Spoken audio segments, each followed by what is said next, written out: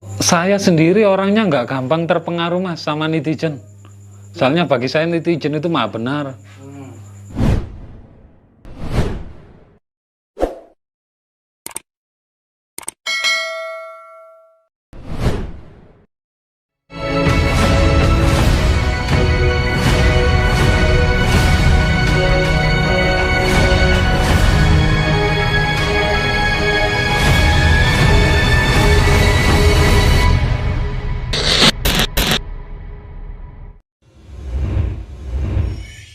Nama asli saya Muhammad Sirojudin, tapi lebih akrabnya dipanggil Didin Barbara. Kalau bengkel, saya sendiri nggak pernah belajar di mana-mana. Saya sendiri itu apa ya, bisa dikatakan terlambat untuk belajar mesin. Tapi dari dulu saya punya prinsip nggak ada kata terlambat untuk bisa. Pada dasarnya semua orang kan bisa. Hanya apa ya, faktor waktu yang antara cepat atau tidak bisanya itu kan tergantung kita masing-masing. Jadi mulai awal saya otak-atik mesin ini nggak ada guru.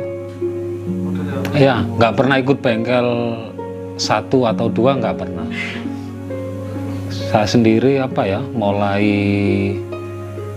mulai belajar mesin itu, mulai nekuni mesin itu udah punya anak tahun 2000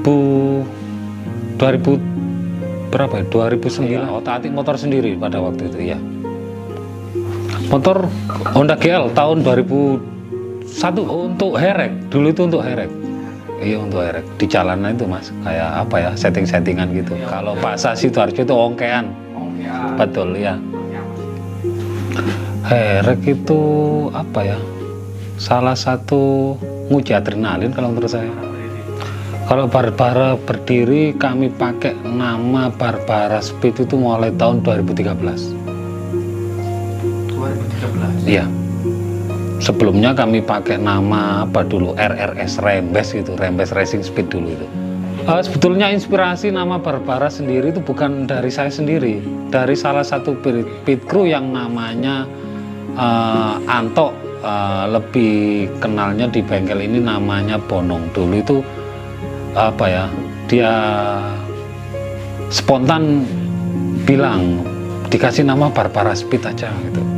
Akhirnya saya nalar, Barbara itu kan, permisi ya, salah satu nama lokalisasi terbesar di Doli, Surabaya dulu. Tapi filosofi saya kenapa saya ambil nama Barbara sendiri itu kan, mungkin di mata umum apa ya, nama Barbara itu cenderung negatif. Tapi filosofi yang saya ambil itu, kami kepingin dan pengen banget apa ya, orang-orang anggap kami negatif, tapi kenyataannya kebalikannya gitu loh mas. Iya, seperti itu. Disitulah akhirnya saya mengambil nama Barbara sendiri. Pertama kali ya motor saya sendiri dulu, GL itu, iya tahun 2001 itu. Otak-atik sendiri, bongkar pasang, hampir tiap hari saya turunin mesin itu. Sendiri dulu, bongkar pasang sendiri. Jadi Iya, dari apa ya, tiap hari saya bongkar, terus saya otak-atik, terus malam buat ongkean. Kan dari situ saya sendiri kan tahu kelebihan setelah saya bongkar sama kekurangannya. Pertama kali buat itu saya ingat mas, dulu waktu bongkar mesin bagian bawah itu, rasio itu ada yang apa ya, lepas satu itu bingung. Ini naruh apa ya, ini tempatnya di mana gitu. Apa ya, makanya sekarang ini teman-teman adik-adik yang pengen belajar di sini, kami welcome. Apa ya, hitung-hitung dulu saya nggak ada yang belajari. Kalau bahasa Jawa nelongso mas dulu itu. Iya. Ini berbagi ilmu. Iya, hitung-hitung dulu saya itu nggak ada yang seleksi lah mas. Seleksi iya. Ya, seleksi. Ya, siapa yang pengen apa ya, benar-benar pengen bisa, baru kami fasilitasi ya. Dulu itu saya punya komunitas namanya Black Touring. Black Touring, memang diantara teman-teman Black Touring itu motor saya dulu paling. Permisi ya, bukan bicara tentang kelebihan saya. Saya itu orangnya dari dulu tuh apa ya, gampang penasaran terhadap sesuatu gitu loh. Semisal teman-teman dulu naik setruk sampai langkah 69, saya sudah pakai langkah 71 sendiri. Iya. Dulu pertama kali balap seingat saya sama almarhum Farid, anak Siwalan Kerto Surabaya, seingat saya. Sesama erek mas, sesama erek, kita erek bareng di bypass Krian, terus daripada erek terus ayo coba main gitu. Itu pertama kali kami main. Loh, awalnya saya pertama kali balap malah kalah mas, dulu itu pertama kali balap, cuman pada waktu itu kalahnya itu kami meremehkan lawan pada waktu, makanya sampai sekarang kami nggak, lawan siapapun nggak pernah meremehkan. Kalau spek dulu nggak ada persyaratan spek spek aneh-aneh mas, kita berani ya kita taruh seperti itu. Tapi semua itu kan ada sisi positif dan negatifnya mas. Kalau sisi positifnya dulu itu kita bisa mengeksplor kemampuan kita sejauh mana kita bikin motor tanpa ada persyaratan, kita main, itu sisi positifnya. Tapi kalau zaman sekarang kan lebih banyak aturan, pakai aturan langkah atau diameter piston dan lain-lain. Tapi dari situ sisi positifnya kalau sekarang kan kita dibatasi dengan diameter piston atau langkah. Akhirnya kita dituntut untuk berpikir bagaimana caranya kita bikin motor dengan kapasitas piston kecil atau langkah pendek bisa kenceng gitu loh. Itu sisi positifnya kalau sekarang. Kalau pertama kali main itu kalah sama almarhum Farid dulu. Sebetulnya Fitro ini kan adik kandung saya sendiri. Pertama kali sebetulnya motor kami bukan Fitro yang nunggangin. Yang pertama itu ada Mas Redi, anak Krian Sidoarjo, teman saya kuliah satu komunitas Black Touring juga. Terus setelah Mas Redi itu ada Mas Fandi Slendro yang sekarang mainan CB sekarang, anak Meluru Sidoarjo. Setelah Mas Slendro itu almarhum Benny. Setelah Benny itu Hendro Momo. Setelah Hendro Momo baru Fitro. Tapi di antara joki-joki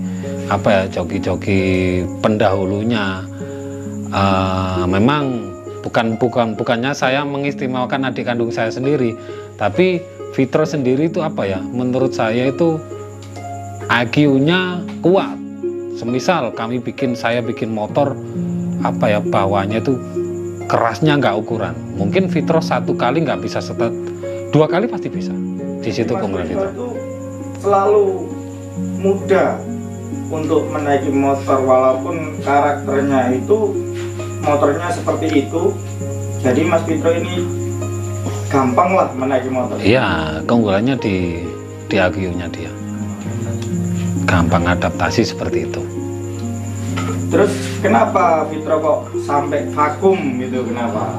Kalau masalah vakum itu permintaan dari orang tua, khususnya ibu saya sendiri. Setelah kami main lawan Efek Air, Nganjuk punya Pak Tro yang sapu angin itu, saya direquesti ibu saya, kamu tak izinin tetap balap, tapi Fitro harus pensiun, seperti itu.